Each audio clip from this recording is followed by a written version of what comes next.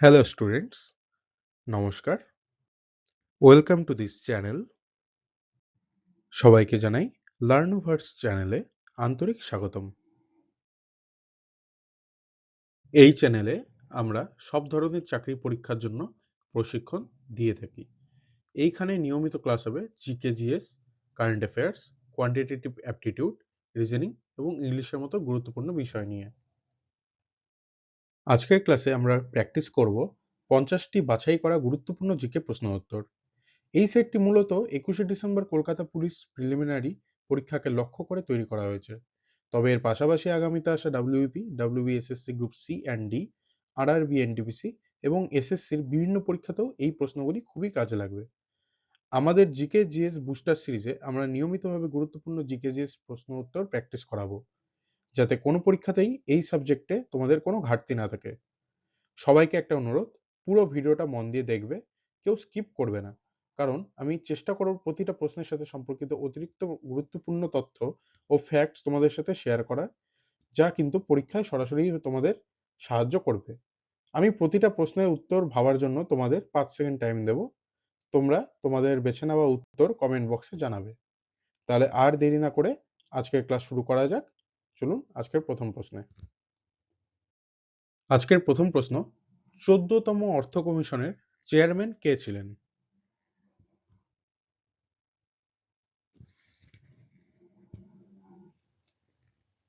উত্তর হয়ে যাবে option B, doctor Y V Reddy.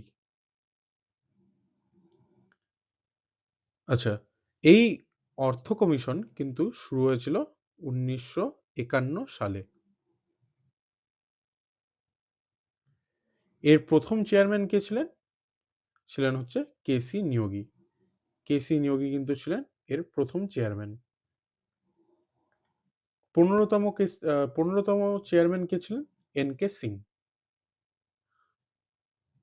এবং বর্তমানে চলছে কততম? বর্তমানে কিন্তু 16তম অর্থ কমিশন চলছে, যার চেয়ারম্যান রয়েছেন অরবিন্দ পানগাড়িয়া।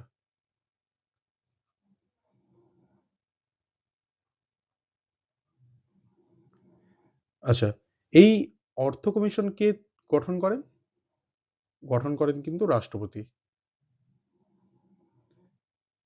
প্রেসিডেন্ট এটি 5 বছরের জন্য গঠন করেন, বা বলতে পারেন 5 বছর অন্তর অন্তর এটি গঠন করে থাকেন।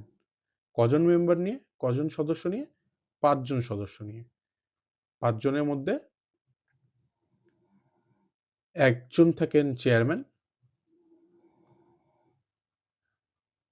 এবং 4জন থাকেন মেম্বার। পরবর্তী প্রশ্নের দিকে। দ্বিতীয় প্রশ্ন, হাইগ্রোমিটার যন্ত্রের সাহায্যে নিম্নের কোনটি পরিমাপ করা যায়?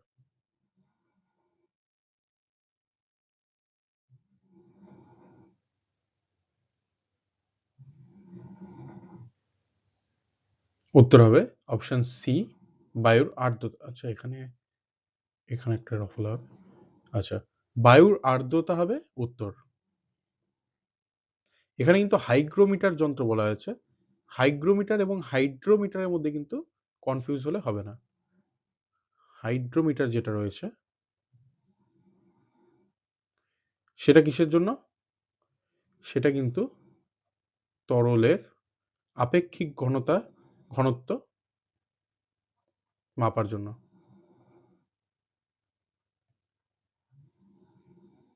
আপেক্ষিক ঘনত্ব মাপার জন্য হাইড্রোমিটার ব্যবহার হয়, এবং হাইগ্রোমিটার ব্যবহার হয় বায়ুর আর্দ্রতা মাপার জন্য। আচ্ছা, তাহলে বৃষ্টির পরিমাণ মাপার জন্য কি ব্যবহার হয়? এখানে কিন্তু ব্যবহার হয় রেইন গজ।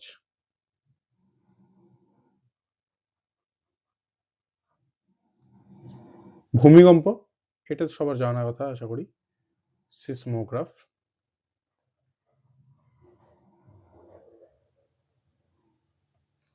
আর বায়ুর চাপ, বায়ুর চাপ কিন্তু মাপা হয় ব্যারোমিটারের সাহায্যে। ব্যারোমিটার যন্ত্রের সাহায্যে বায়ুর চাপ মাপা হয়। আর যদি কোনো প্রশ্নে জিজ্ঞাসা করা হয় বায়ুর গতিবেগ কোন যন্ত্রের সাহায্যে মাপা হয়? তাহলে কিন্তু উত্তর হবে অ্যানিমোমিটার। অ্যানিমোমিটার হয়ে যাবে বায়ুর গতিবেগ পরিমাপের যন্ত্র। পরবর্তী প্রশ্ন, তৃতীয় প্রশ্ন, শিলা সম্পর্কিত অধ্যয়ন হলো কোনটি? এই চারটির মধ্যে শিলা সম্পর্কিত অধ্যয়ন হলো কোনটি? তোমরা কিন্তু তোমাদের উত্তর কমেন্ট বক্সে জানাবে এবং শেষে মেলাবে 50টার মধ্যে তোমাদের কটা ঠিক হলো এবং কটা ভুল।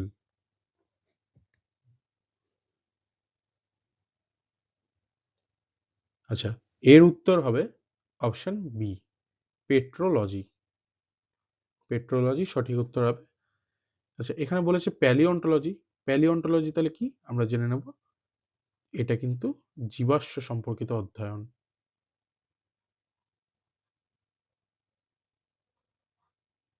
জীবাশ্ম সম্পর্কিত অধ্যয়ন হলো প্যালিওন্টোলজি। এবং পোমোলজি কিসের সংক্রান্ত? এটা কিন্তু ফল সংক্রান্ত।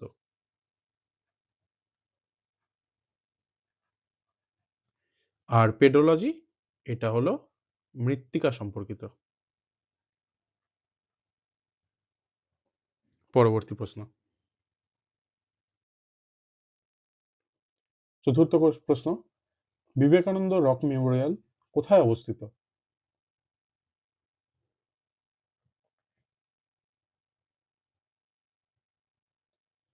উত্তর হবে তামিলনাড়ু। তামিলনাড়ুর কোথায়? এটা তো সবারই জানা উচিত। কন্যাকুমারীতে। এটা কবে স্থাপিত হয়েছিল? 1970 সালে। আচ্ছা, শিকাগোতে বিবেকানন্দর একটি বিষয় রয়েছে, তা হলো 1893 সালে, সবাই মনে রাখবে 1893 সালে বিশ্ব ধর্ম সংসদে তিনি বক্তব্য রেখেছিলেন এবং কলকাতায় কিন্তু তার ঠিক 4 বছর পর 1897 সালে তিনি বেলুড় মঠের স্থাপন করেন।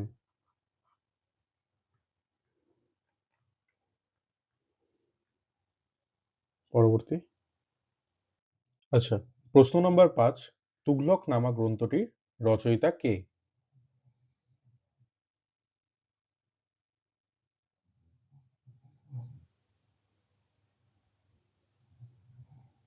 উত্তর কিন্তু হয়ে যাবে অপশন বি, আমির খসরু। উত্তর হবে অপশন বি, আমির খসরু। আচ্ছা, জিয়াউদ্দিন বারানি কোনটি লিখেছিলেন? কি লিখেছিলেন? তিনি কিন্তু লিখেছিলেন তারিক ই ফিরোজ শাহী।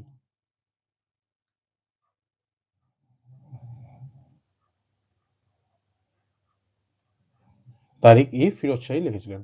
আচ্ছা, ইবন বতুতা কি লিখেছিলেন? ইবন বতুতা লিখেছিলেন কিতাব উল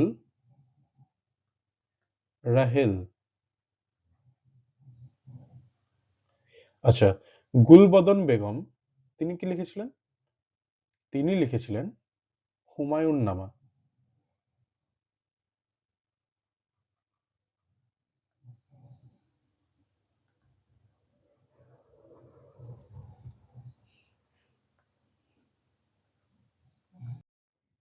প্রশ্ন নম্বর 6, রাজ্যসভা অনধিক কতজন সদস্য নিয়ে গঠিত হয়?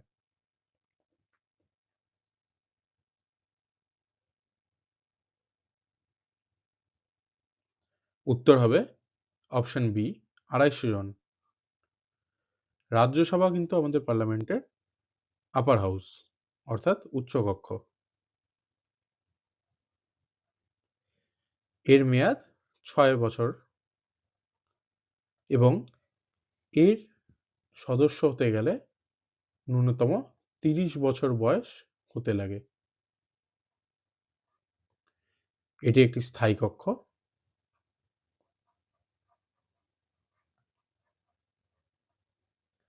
এবং যেরকম লোকসভার সভাপতিত্ব করেন স্পিকার, সেরকম কিন্তু রাজ্যসভার সভাপতিত্ব করেন উপরাষ্ট্রপতি, অর্থাৎ ভাইস প্রেসিডেন্ট অফ ইন্ডিয়া। পরবর্তী প্রশ্ন, প্রশ্ন নম্বর 7, নোম্যাডিক এলিফ্যান্ট কোন দুটি দেশের মধ্যে একটি যৌথ সামরিক অনুশীলন?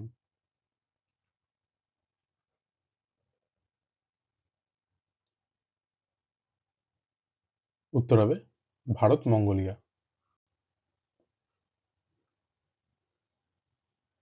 পরবর্তী প্রশ্ন, প্রশ্ন নম্বর 8, 2025 সালে মিস ওয়ার্ল্ড খেতাব কে জিতেছেন?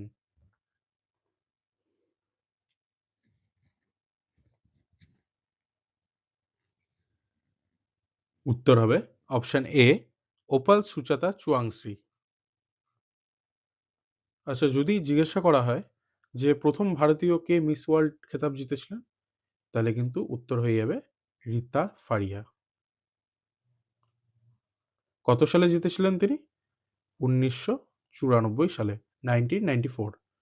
আচ্ছা, যদি বলা হয় সেকেন্ড, সেকেন্ড কে জিতেছিলেন, তাহলে কিন্তু উত্তর হয়ে যাবে ঐশ্বরিয়া রায়।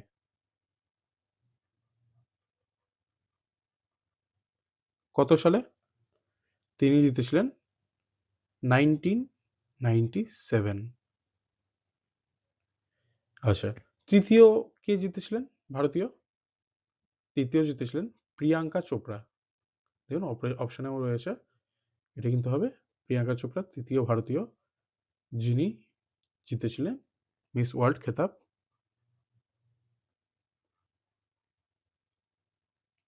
কত সালে? 2000 সালে।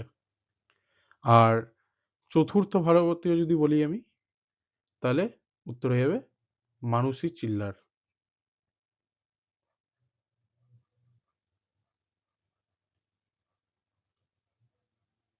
কত সালে? 2017। এগুলো কিন্তু কারেন্ট অ্যাফেয়ার্স এর খুব গুরুত্বপূর্ণ প্রশ্ন, তাই প্রত্যেকটা নাম এবং প্রত্যেকটা সাল ভালো মতন মনে করে রাখবে। দরকার হলে স্ক্রিনের স্ক্রিনশট নিয়ে নিতে পারো। আচ্ছা, এখানে আরেকটা অপশন রয়েছে ক্রিস্টিনা পিসকোভা। ইনি কিন্তু 2024 সালে এই খেতাব জিতেছেন।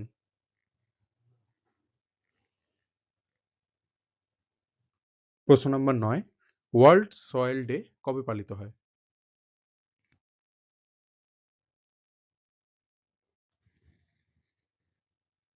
উত্তর হবে অপশন সি, 5th ডিসেম্বর।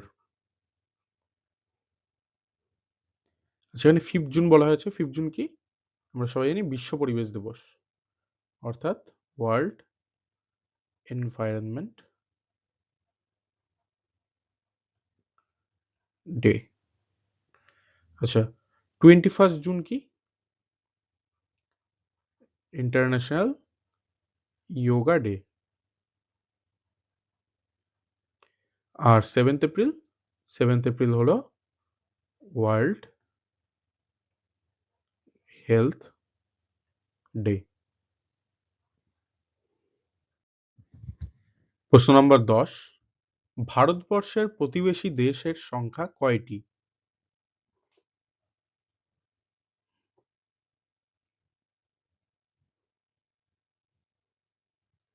উত্তর হয়ে যাবে অপশন এ, 9টি। কারণ এখানে ভূখণ্ড না সমগ্র সেটা বলা নেই, তাই অপশন হবে 9। কারণ ভারতের সমগ্র যদি প্রতিবেশী দেশ ধরা হয় তাহলে কিন্তু 9টি হয়, আর যদি শুধুমাত্র ভূখণ্ডের ধরা হয় তাহলে কিন্তু 7টি হয়। 7টি কি কি? Pakistan, China, Nepal, Bhutan, Bangladesh, Myanmar, Afghanistan. আর আরো দুটি যোগ হয়ে চলপথে, সেগুলো হচ্ছে শ্রীলঙ্কা এবং মালদ্বীপস। তাই যদি সমগ্র বলা হয় থাকে বা কিছু মেনশন না করা থাকে তাহলে উত্তর 9 হবে। আর যদি বলা থাকে যে ভূখণ্ডের, তাহলে কিন্তু উত্তর 7 হবে। পরবর্তী প্রশ্ন, 11 নম্বর, ক্রান্তীয় ঘূর্ণবাত কোথায় বেশি লক্ষ্য করা যায়?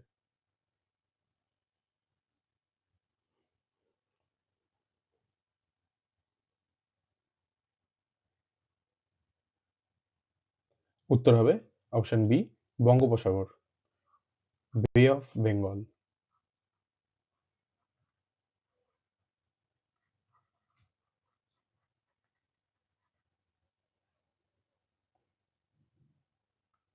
প্রশ্ন নম্বর 12, কলিঙ্গের রাজা খারবেল কোন রাজবংশের রাজা ছিলেন?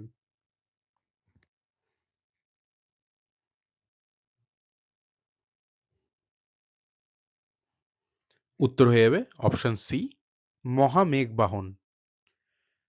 কলিঙ্গের রাজা খারবেল তিনি কিন্তু মহামেঘবাহন রাজবংশের রাজা ছিলেন।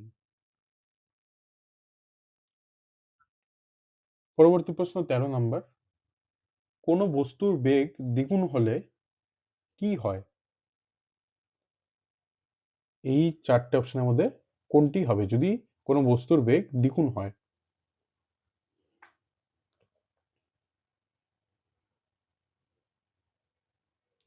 উত্তর কিন্তু হয়ে যাবে তার ভরবেগ দ্বিগুণ হয়। কোনো বস্তুর যদি বেগ দ্বিগুণ হয় তাহলে কিন্তু তার ভরবেগ দ্বিগুণ হয়ে যায়।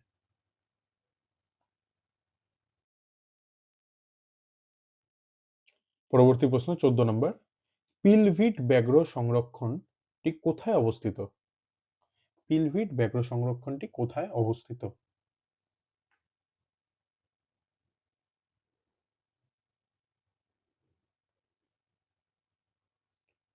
উত্তর হয়ে যাবে অপশন সি, উত্তরপ্রদেশ। এটি কিন্তু পিলভিট ব্যাঘ্র সংরক্ষণ উত্তরপ্রদেশে অবস্থিত। পরবর্তী প্রশ্ন 15 নম্বর, ভারতের সবচেয়ে শুষ্ক উষ্ণ অঞ্চল কোনটি?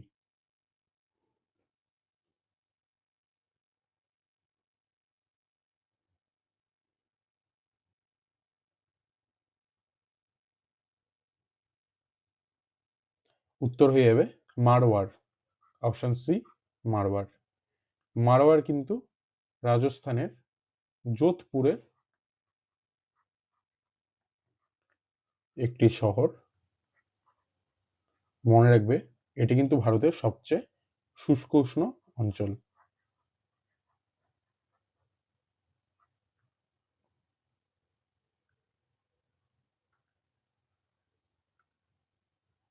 প্রশ্ন নাম্বার 16, ভারতের কোথায় ম্যাঙ্গো শাওয়ার দেখা যায়? এটা কিন্তু একটি গুরুত্বপূর্ণ প্রশ্ন। ভারতের কোথায় ম্যাঙ্গো শাওয়ার দেখা যায়?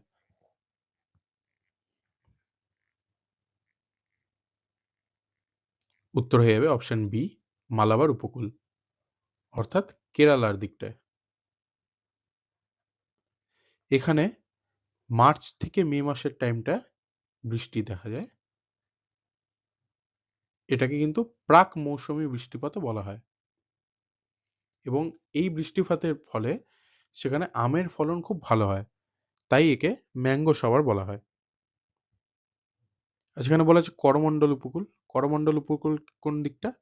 এটা কিন্তু চেন্নাইয়ের সাইডটা।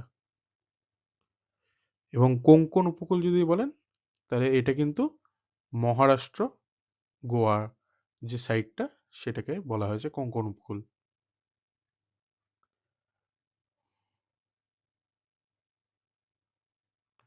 অর্থাৎ আমি যদি ভারতের দক্ষিণতম প্রান্তটা দেখি তাহলে এখানে এটা কিন্তু মালাবার উপকূল, এটা কিন্তু করমণ্ডল উপকূল এবং এটা কিন্তু কোঙ্কণ উপকূল।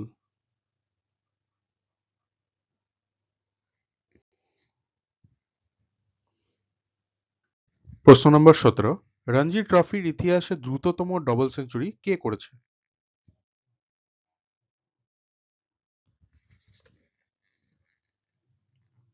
উত্তর হয়ে যাবে অপশন ডি, পৃথ্বী শ। এটা কিন্তু করেছে অক্টোবর 2025, অর্থাৎ একদম কারেন্ট অ্যাফেয়ার্স এর প্রশ্ন, খুবই গুরুত্বপূর্ণ, আসার চান্সেস খুবই বেশি। এবং আমি আরো ডিটেলস বলে রাখছি, পৃথ্বী শ ডাবল সেঞ্চুরি করেছে 141টি বলে। হ্যাঁ, 141টি বলে এবং কোন টিমের বিরুদ্ধে করেছে? চণ্ডীগড়। চণ্ডীগড় টিমের বিরুদ্ধে খেলা ছিল টিমের সাথে, এবং পৃথিবী শো কোন টিমের হয়ে খেলছিল? তিনি কিন্তু খেলছিল মহারাষ্ট্র টিমের হয়ে। প্রশ্ন নম্বর 18, মানব দেহে কয়টি দেহতন্তু থাকে?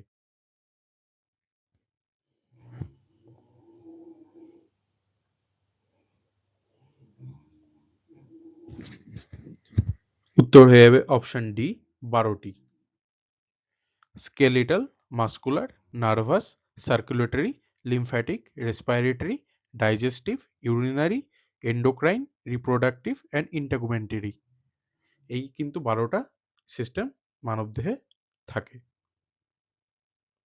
পরবর্তী প্রশ্ন, 19 নম্বর প্রশ্ন, আন্দামান নিকোবর দ্বীপপুঞ্জে মৌসুমী বায়ুর প্রবেশের সময়সীমা কখন?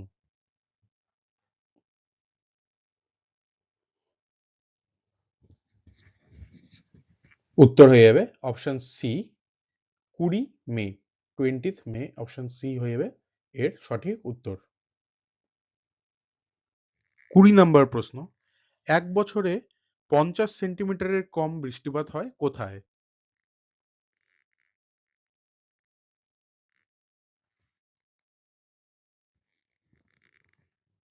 সঠিক উত্তর হয়ে যাবে অপশন সি, কাশ্মীরের লে। আচ্ছা, আরেকটা জিনিস বলে রাখি, কাশ্মীরের লে কিন্তু ভারতের শীতল শুষ্কতম স্থান।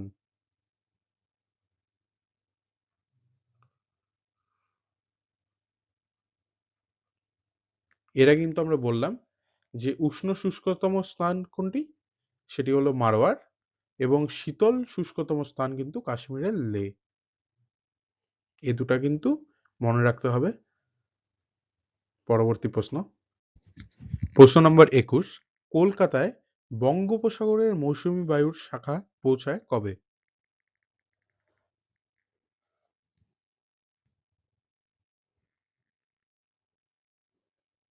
উত্তর হয়ে যাবে অপশন এ, 5 জুন। 5 জুন কিন্তু একটু আগে বললাম ওয়ার্ল্ড এনভায়রনমেন্ট ডে, সেদিনই কিন্তু বঙ্গোপসাগরের মৌসুমী বায়ুর শাখা কলকাতায় এসে পৌঁছায়। প্রশ্ন নম্বর 22, ফোরট্রান হলো একটি কি? এই চারটির মধ্যে ফোরট্রান কি?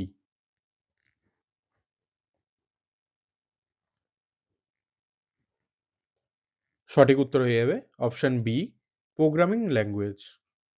এটি কিন্তু একটা হাই লেভেলের প্রোগ্রামিং ল্যাঙ্গুয়েজ।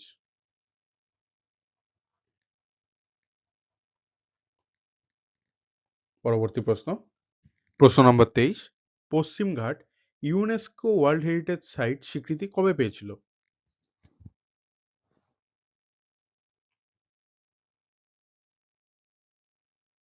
সঠিক উত্তর হবে অপশন বি, 2012 সালে। আচ্ছা, আমরা যদি পশ্চিমঘাট পর্বতের সর্বোচ্চ শৃঙ্গের নাম করি, সেটা কিন্তু হয়ে যাবে আনাইমুদি, যেটি কিনা সাউথ ইন্ডিয়ারও সর্বোচ্চ শৃঙ্গ। আর এই পশ্চিমঘাটের আরেকটি নাম রয়েছে, সেটা কি? সাহাদ্রি পর্বতমালা। আর এদিকে যদি আমরা পূর্বঘাট, যেটা এই সাইডে রয়েছে ইন্ডিয়ার, এই সাইডে রয়েছে পূর্বঘাট, এই সাইডে রয়েছে পশ্চিমঘাট, এর যদি আমরা সর্বোচ্চ শৃঙ্গের নাম করি, তাহলে কি হবে? জিন্দাগাড়া,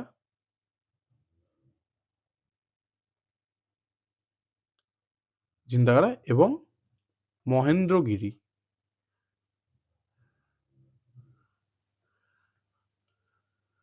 এগুলো কিন্তু সর্বোচ্চ শৃঙ্গ পূর্বঘাট পর্বতের। পরবর্তী প্রশ্ন, প্রশ্ন নম্বর 24, সম্প্রতি আরপিএফ এর ডিরেক্টর জেনারেলের দায়িত্ব গ্রহণ করলেন কে? আরপিএফ বলতে রেলওয়ে পুলিশ ফোর্স।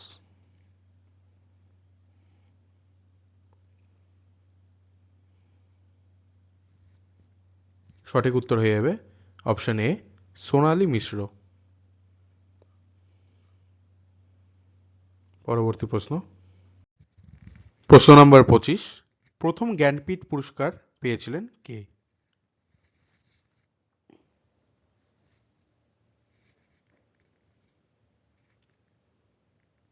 সঠিক উত্তর হয়ে যাবে অপশন সি, জি শঙ্কর কুরুপ। আচ্ছা, এই জ্ঞানপীঠ পুরস্কার দেওয়া হয় কিসের জন্য? সাহিত্যে অসামান্য অবদানের জন্য। এবং এই জ্ঞানপীঠ পুরস্কার প্রথম বাঙালি কে পেয়েছিলেন? তিনি হচ্ছেন তারাশঙ্কর বন্দ্যোপাধ্যায়। কত সালে? 1966 সালে। এবং দ্বিতীয় কে পেয়েছিলেন? আশাপূর্ণা দেবী। তিনি তার প্রথম প্রতিশ্রুতি লেখার জন্য পেয়েছিলেন। কত সালে? 1976 সালে।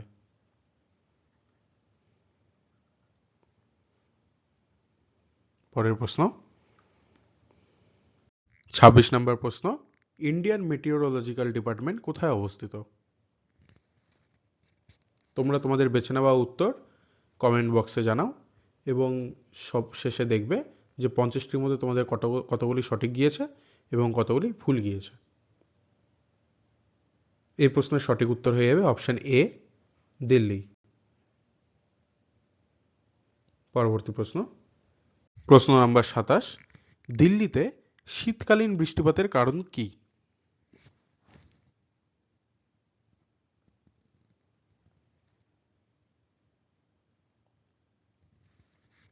এর সঠিক উত্তর কিন্তু তোমরাও জানবে।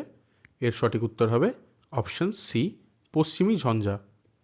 এই পশ্চিমী ঝঞ্ঝার কারণে কিন্তু দিল্লিতে শীতকালীন বৃষ্টিপাত হয়ে থাকে এবং এর ফলে কিন্তু আরও দুটো জায়গা এফেক্টেড হয়ে থাকে, পাঞ্জাব অ্যান্ড হরিয়ানা।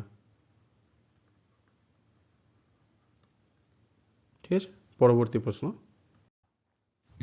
প্রশ্ন নম্বর 28, গুল্ম এবং বৃক্ষের বৈজ্ঞানিক অধ্যয়ন হলো কোনটি? আচ্ছা, তোমরা যারা এই ক্লাসটি করছো তাদেরকে বলে রাখি, এটা কিন্তু জিকেজিএস বুস্টার সিরিজের প্র্যাকটিস সেট 1। এই সিরিজে আরও অনেক ক্লাসেস কিন্তু আপলোডেড হতে থাকবে, তাই এই চ্যানেলটাকে সাবস্ক্রাইব করো এবং প্রত্যেকটি ক্লাসের সঠিক সময় আপডেট পেতে বেল আইকনে ক্লিক করে দাও এবং তোমাদের যেসব বন্ধুরা চাকরি পরীক্ষার প্রিপারেশন নিচ্ছে তাদের সাথে এই ভিডিওটি শেয়ার করে দাও।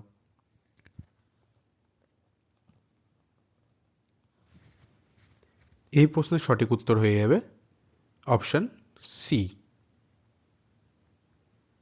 এর উত্তর হয়ে যাবে option C, ডেন্ড্রোলজি।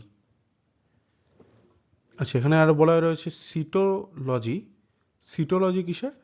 Food and nutrition সংক্রান্ত।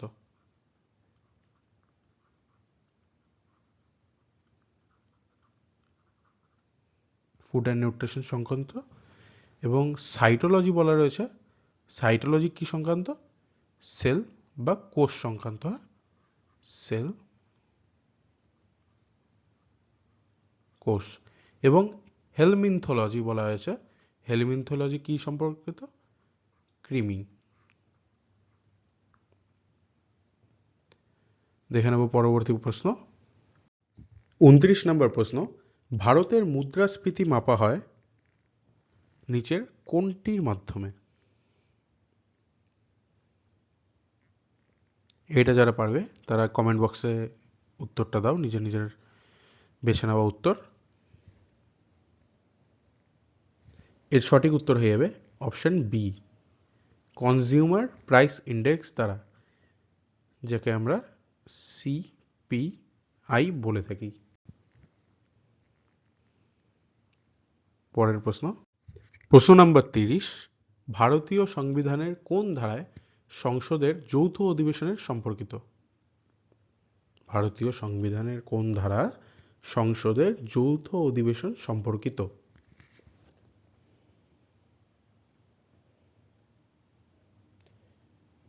সংবিধানের ধারা থেকে কিন্তু প্রচুর প্রশ্ন আসবে, তাই সংবিধানের ধারার রিলেটেড যেই সব প্রশ্ন সেগুলো কিন্তু তোমাকে ভালো মতন মুখস্থ করে যেতে হবে।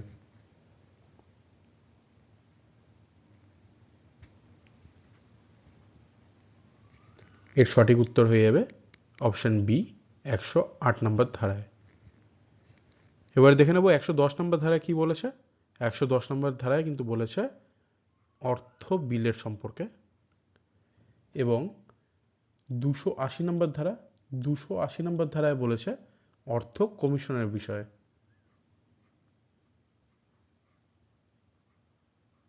অর্থ কমিশন বিষয়ে।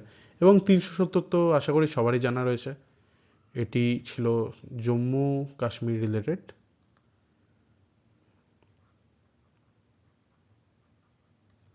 এবার এর থেকেও একটা কিন্তু ইম্পর্টেন্ট প্রশ্ন চলে আসে পরীক্ষায়, এবং তোমাদের এটা মনে রাখতে হবে যে এটা উইথড্র কবে করা হয়েছে।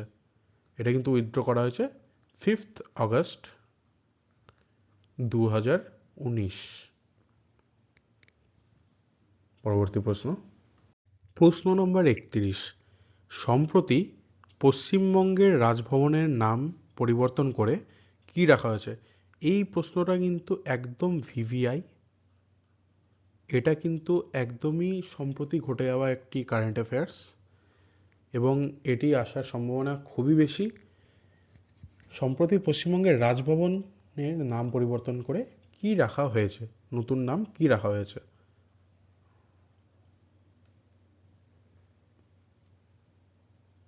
এর সঠিক উত্তর হয়ে যাবে অপশন বি, লোক ভবন। এবং আরও বলে রাখি, টোটাল কিন্তু 8টা রাজ্যের রাজভবনের নাম চেঞ্জ করে লোক ভবন করা হয়েছে। এটা কিন্তু ভালো মতন পড়ে যেতে হবে এবং মনে রাখতে হবে। দেখে নেব পরের প্রশ্ন। 32 নম্বর প্রশ্ন, ভারতের জাতীয় কংগ্রেসের প্রথম মুসলিম সভাপতি কে ছিলেন? এই প্রশ্নটা কিন্তু বহুবার আসতে দেখা গিয়েছে পরীক্ষায়। জাতীয় কংগ্রেসের প্রথম মুসলিম সভাপতি এবং প্রথম সভাপতি দুটোই কিন্তু বহুবার এসেছে পরীক্ষায়, তাই এইটা কিন্তু খুবই ইম্পর্টেন্ট একটা কোয়েশ্চেন।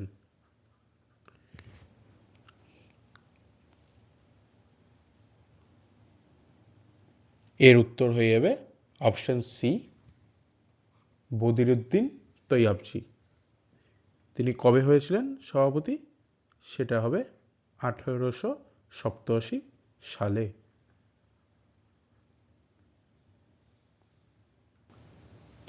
এবং প্রথম যদি সভাপতি বলা হয় তাহলে তিনি কে হবেন? উমেশ চন্দ্র ব্যানার্জি। উমেশ চন্দ্র ব্যানার্জি, মনে থাকবে। পরবর্তী প্রশ্ন, প্রশ্ন নম্বর 33। নীল দর্পণ নাটকটি কে লিখেছেন?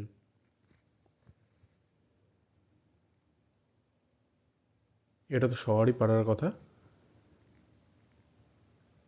সঠিক উত্তর হয়ে যাবে অপশন সি, দীনবন্ধু মিত্র।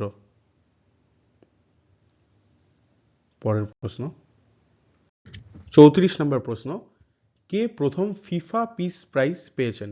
এটা কিন্তু একদম ফ্রেশ কারেন্ট অ্যাফেয়ার্স প্রশ্ন, খুবই সম্প্রতি ঘটে যাওয়ার একটি ইভেন্ট, সো এটা কিন্তু খুবই ইম্পর্টেন্ট।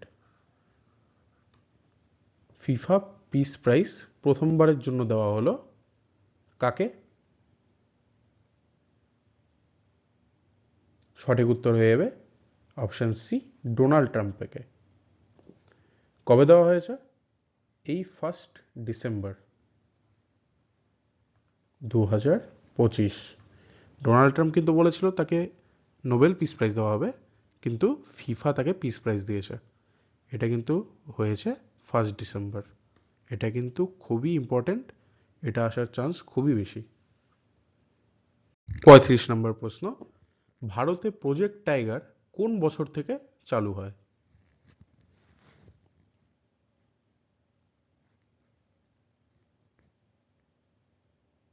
এর সঠিক উত্তর হয়ে যাবে অপশন এ, 1973 সাল থেকে, 1973। প্রশ্ন নম্বর 36। ক্ষারীয় মৃত্তিকা ধাতু কোন গ্রুপের অন্তর্ভুক্ত?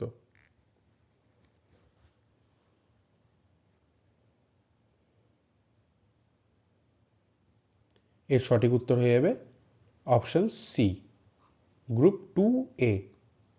আচ্ছা, এই ক্ষারীয় মৃত্তিকা ধাতু বলতে অ্যালকালাইন আর্থ মেটালস।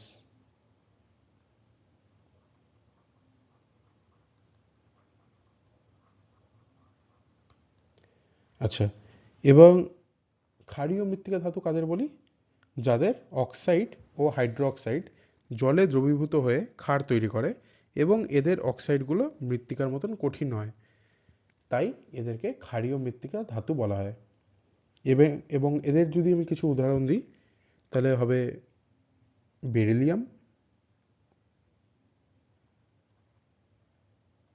ম্যাগনেসিয়াম, রেডিয়াম ইত্যাদি।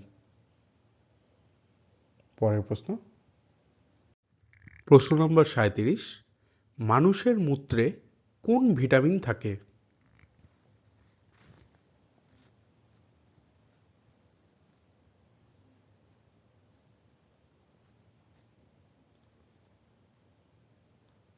এর সঠিক উত্তর হবে অপশন সি, ভিটামিন সি। মানুষের মূত্রে ভিটামিন সি পাওয়া যায়। পরবর্তী প্রশ্ন। প্রশ্ন নম্বর 38, কালবৈশাখী কোন রাজ্যে দেখা যায়?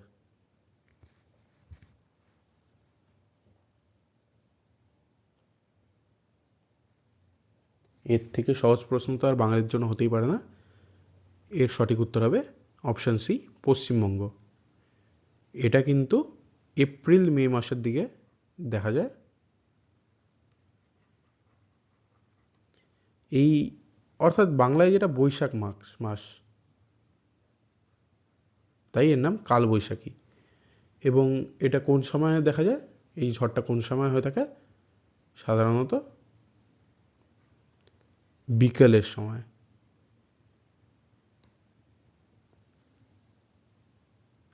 39 নম্বর প্রশ্ন, পালামৌ ব্যাঘ্র সংরক্ষণ কোথায় অবস্থিত?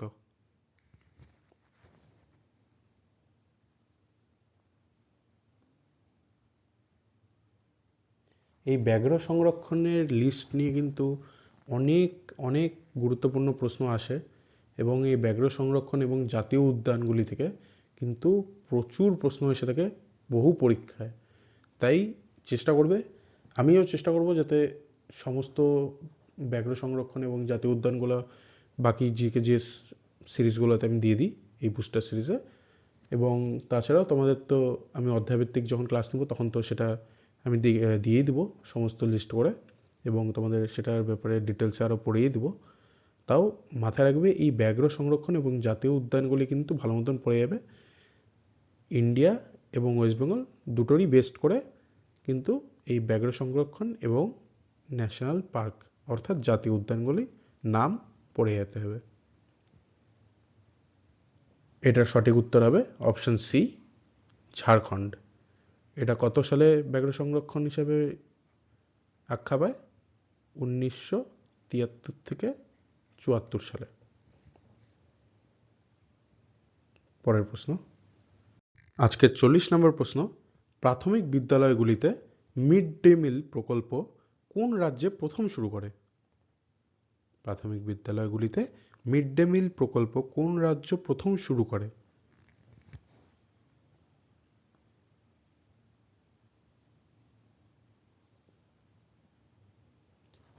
এর সঠিক অ্যান্সার হয়ে যাবে অপশন বি, তামিলনাড়ুতে। এটা ফার্স্ট মাদ্রাস মিউনিসিপ্যাল কর্পোরেশনের আন্ডারে শুরু করা হয়েছিল। অর্থাৎ মাদ্রাস মিউনিসিপ্যাল কর্পোরেশন এরিয়ায় যে বিদ্যালয়গুলি আছে প্রাথমিক, তাতে শুরু করা হয়েছিল কবে? 1925 সালে। পরবর্তীতে সেটা সমগ্র রাজ্য জুড়ে শুরু হয় 1982 সালে। পরের প্রশ্ন। প্রশ্ন নম্বর 41, স্লিনেক্স 25 নৌমহড়াটি কোন দুটি দেশের মধ্যে হয়েছে?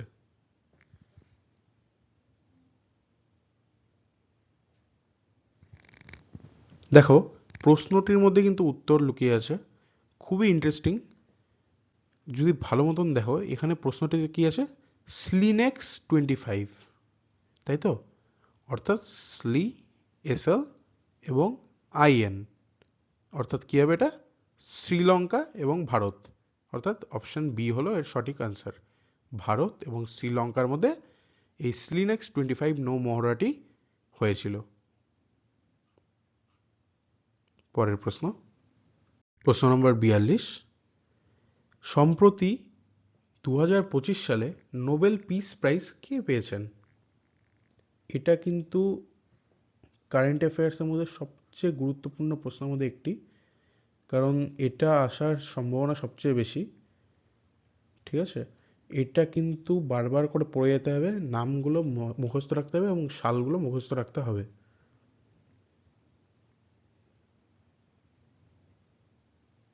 এর সঠিক অ্যান্সার হয়ে যাবে অপশন বি, মারিয়া করিনা মাচাদো।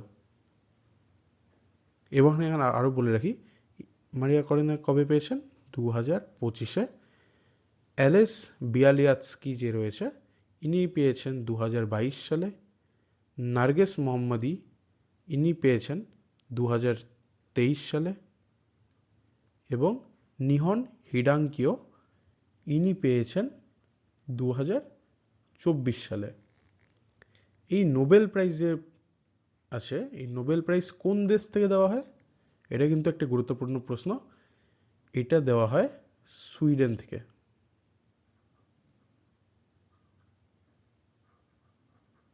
এটা কিন্তু সুইডেন থেকে দেওয়া হয়। প্রথম নোবেল প্রাইজ কবে শুরু করা হয়েছিল দেওয়া? 1901 সালে। ঠিক আছে, এবং প্রথম ভারতীয় যদি বলা হয়, first Indian to get Nobel prize, তিনি কিন্তু একজন বাঙালি, নাম হচ্ছে রবীন্দ্রনাথ ঠাকুর।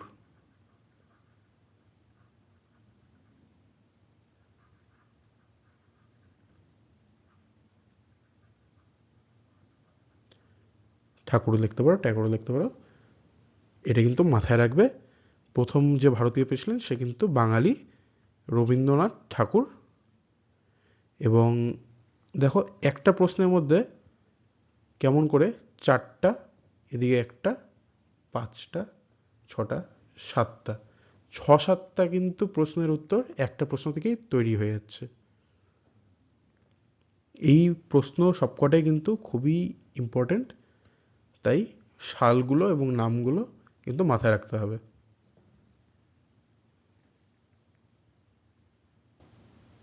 আচ্ছা, আরও একটু ইনফরমেশন দিয়ে রাখি আমি। রবীন্দ্রনাথ ঠাকুর এটা কত সালে পেয়েছিলেন? তিনি কিন্তু পেয়েছিলেন 1913 সালে। এবং নোবেল প্রাইজের ব্যাপারে আরও বলে রাখি, নোবেল প্রাইজে কিন্তু, এই নোবেল পিস প্রাইজে কিন্তু মহাত্মা গান্ধী 5বার নমিনেটেড হয়েছিলেন। এই বিষয়গুলো কিন্তু ভালো মতন মুখস্থ করে রাখতে হবে। পরবর্তী প্রশ্ন, প্রশ্ন নম্বর 43, চেরি ব্লজমস বা কফি শাওয়ার কোথায় দেখা যায়? আমরা কিন্তু এই জিকেজিএস বুস্টার সিরিজের প্র্যাকটিস সেট 1-এর একদম শেষের দিকে চলে এসেছি। তো যারা দেখছো ভিডিওটাকে, অবশ্যই সাবস্ক্রাইব করে দাও, বেল আইকনে ক্লিক করে দাও, এবং ভালো লাগলে লাইক করে দাও। এবং তোমাদের উত্তরগুলা এবং তোমরা কত পেয়েছো বা কতগুলো পারছো সঠিক উত্তর করতে, তা কিন্তু কমেন্ট বক্সে অবশ্যই লিখে জানাবে। এই প্রশ্নের সঠিক অ্যান্সার হবে অপশন বি, কর্ণাটক। এই আমরা একটু আগে পড়লাম ম্যাঙ্গো শাওয়ার, ঠিক আছে, এবার পড়ে নিচ্ছি আমরা কফি শাওয়ার। কফি শাওয়ার এটা কবে হয়ে থাকে? এটা কিন্তু হয়ে থাকে মার্চ থেকে এপ্রিলের মধ্যে। এটাকে প্রি মনসুন রেনও বলা হয়।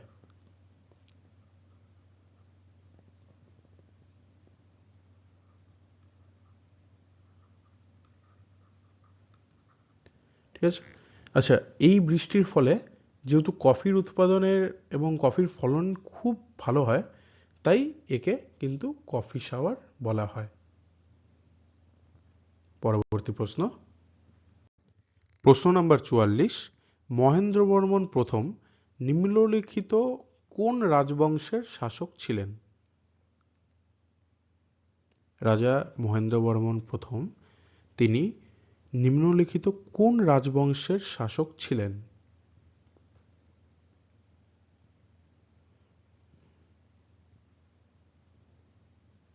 এর সঠিক আনসার হয়ে যাবে অপশন এ, পল্লব বংশের।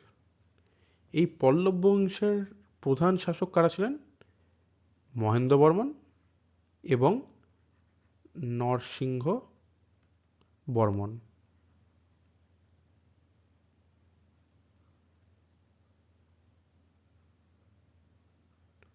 আচ্ছা, তোমরা যদি মহাবলীপুরমে যাও তাহলে মহাবলীপুরমে কিন্তু এদের একটি তৈরি স্থাপত্য দেখা যায়, সেটি হচ্ছে শৈল মন্দির, বা ওটাকে তট মন্দিরও বলা হয়। তাই এটা কিন্তু পল্লব বংশের এই রাজাদের তৈরি স্থাপত্য, মহাবলীপুরমের শৈল মন্দির।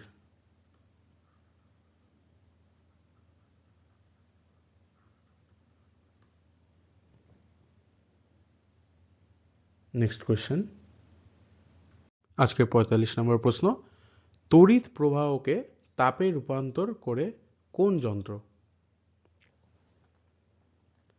দেখো, আমরা 45 নম্বর প্রশ্নে আছি এবং আরও 5টি প্রশ্ন আছে আজকের প্র্যাকটিস সেট 1-এ। যদি তোমাদের জিকে জিএসে নাম্বার ভালো তুলতে হয়, যদি স্কোর করতে হয়, তাহলে কিন্তু তোমাদের প্রতিদিন প্রায় ন্যূনতম 2 ঘন্টা করে জিকে জিএসের পিছনে দিতেই হবে। এবং এই ক্লাসটি অ্যাপ্রক্স 50 মিনিট থেকে 1 ঘন্টার হতে চলেছে। আমি ধরে নিলাম অ্যাপ্রক্স 50 থেকে 55 মিনিটের হয়তো হবে। তো দেখো, 50 মিনিটে তুমি যদি 50টি প্রশ্ন পড়াচ্ছি আমি, তার মধ্যে কিন্তু তোমাদের প্রায় আমি 100-র বেশি প্রশ্নের ইনফরমেশন দিয়ে দিচ্ছি। অর্থাৎ তোমাদের এই 50টা প্রশ্নের মক টেস্টের পেছনে কিন্তু তোমাদের প্রায় 100-রও বেশি প্রশ্ন উত্তর জানা হয়ে যাচ্ছে। তাই এই ভিডিওগুলো, এই মক টেস্টগুলো কিন্তু তোমাদের দিতে থাকলে তোমাদের প্র্যাকটিসও হবে, তোমরা নিজেদের নলেজটাকে বারবার টেস্টও করতে পারবে এবং নতুন নতুন ইনফরমেশন বিভিন্ন কোশ্চেনের ভেতর থেকে জানতে পারবে। এই প্রশ্নের সঠিক উত্তর হবে অপশান বি, হিটার। অ্যাকচুয়ালি এই তড়িৎ প্রবাহকে তাপে রূপান্তর করে একটা তার, নাইক্রোম তার বলে। নাইক্রোম তারটা অনেকটা এরকম এরকম এরকম এরকম দেখতে হয়। এটা কিন্তু আমাদের ইস্ত্রি বা প্রেসেও ব্যবহার করা হয়। এই তারের ভেতর যখন তড়িৎ প্রবাহ করা হয় তখন এই তারটি গরম হয়ে ওঠে, তার ফলে তাপ উৎপন্ন হয় এবং এটা হিটারেও সেম কাজ লাগে এবং ইস্ত্রিতেও সেম কাজে ব্যবহৃত হয়।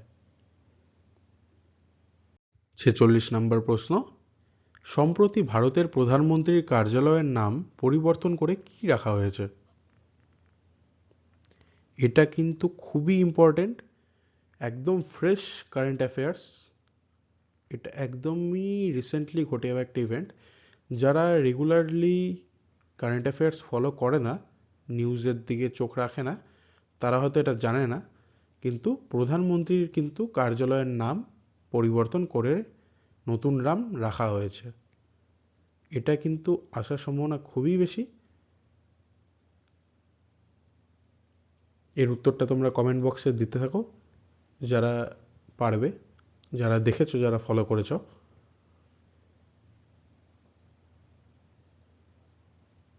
এর সঠিক উত্তর হবে অপশান সি, সেবা তীর্থ। সম্প্রতি কিন্তু নামটা চেঞ্জ করে সেবা তীর্থ রাখা হয়েছে। প্রধানমন্ত্রীর আবাসে যাওয়ার যে রাস্তা, তার পূর্ববর্তী নাম ছিল কিন্তু 7 রেস কোর্স রোড, সেটাকে কিন্তু চেঞ্জ করে রাখা হয়েছে 7 লোক কল্যাণ মার্গ। এবং রাষ্ট্রপতি ভবনের যাওয়ার যে রাস্তা, রাজপথ বলতাম, সেই রাজপথের নাম কিন্তু চেঞ্জ করে রাখা হয়েছিল কর্তব্য পথ। কিন্তু আরেকটা জিনিস বলে রাখি, পিএম এর যে আবাস, রেসিডেন্স,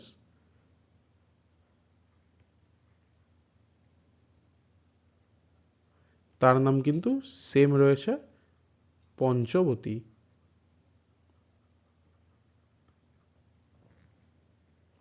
এই প্রশ্ন কিন্তু খুবই ইম্পর্টেন্ট, এই নামটা কিন্তু খুবই ইম্পর্টেন্ট। এই একই দিনে কিন্তু এর নাম, এই কার্যালয়ের নাম রাখা হয়েছিল সেবাতীর্থ এবং রাজভবনগুলোর নাম পাল্টে লোকভবন রাখা হয়েছিল। হোম মিনিস্টারের দ্বারা এটাই ঘোষণা করা হয়েছিল। এই দুটো প্রশ্ন কিন্তু রিলেটেড, তো এই দুটো প্রশ্ন যাতে মুখস্থ থাকে, নামটা যাতে মাথায় থাকে। 47 নম্বর প্রশ্ন, 1929 সালে কে বিহারে প্রাদেশিক কিষাণ সভা গঠন করেছিলেন?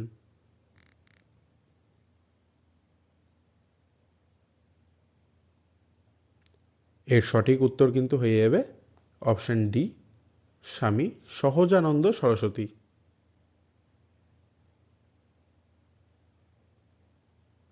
পরের প্রশ্ন, 48 নম্বর প্রশ্ন, ইউপিএসসির চেয়ারম্যানকে নিয়োগ কে করেন? এটা কিন্তু এই প্রশ্নটা বহুবার বহু পরীক্ষা জিজ্ঞাসা করা হয়েছে।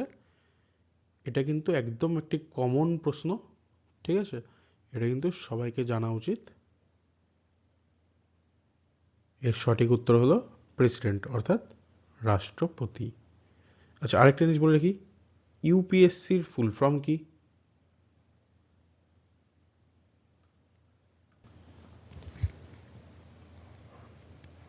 UPSC full form union public service commission. এর আন্ডারে কিন্তু এটা আমাদের দেশের সবচেয়ে কঠিন এবং বড় পরীক্ষা। এর দ্বারা আইএএস, আইপিএস, আইআরএস এবং আইএফএস এর পদে নিযুক্ত করা হয়। পরবর্তী প্রশ্ন, 49 নম্বর প্রশ্ন, কোন দেশ 2029 সালে world police and fire games WPFG আয়োজন করবে?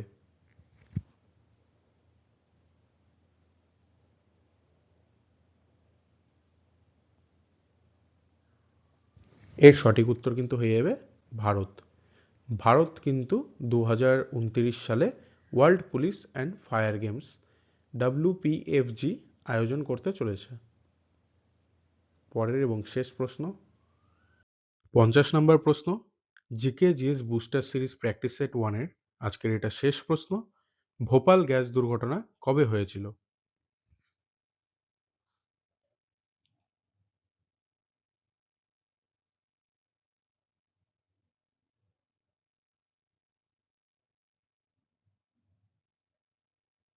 সঠিক উত্তর হয়ে যাবে অপশন এ, 1984, 1984।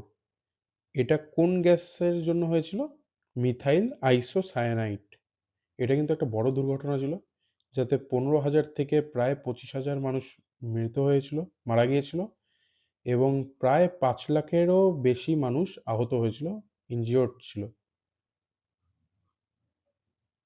আজকের GK GS booster series practice set 1 এখানেই শেষ। জিকে জিএস বুস্টার সিরিজের আরও প্র্যাকটিস সেট নিয়মিত চ্যানেলে কিন্তু আপলোড হতে থাকবে। সঠিক সময় মতো ক্লাসের আপডেট পেতে চ্যানেলটিকে সাবস্ক্রাইব করে বেল আইকনে ক্লিক করে দাও, এবং আজকের ক্লাসটি ভালো লাগলে লাইক অ্যান্ড শেয়ার করে দাও। আর তোমাদের কে কতগুলো অ্যান্সার করতে পারলে সেটা কিন্তু কমেন্ট বক্সে অবশ্যই জানাবে। চ্যানেলটি নতুন, আশা করব ক্লাসটা ভালো লেগেছে। অ্যান্ড আমরা আমাদের চ্যানেলে এই বুস্টার সিরিজের পাশাপাশি আরও বিভিন্ন সাবজেক্টের ক্লাসের ভিডিও আপলোড করাও কিন্তু শুরু করে দেব। ম্যাথস, রিজনিং, ইংলিশের, আর এদিকে হিস্ট্রি, জিওগ্রাফি, সায়েন্সের মতো জেনারেল স্টাডিজের সাবজেক্টগুলো এরপরে কিন্তু অধ্যায়ভিত্তিক ক্লাস খুব তাড়াতাড়ি আপলোড হবে। তাই চ্যানেলটিকে সাপোর্ট করো এবং ক্লাসগুলোকে ফলো রাখো।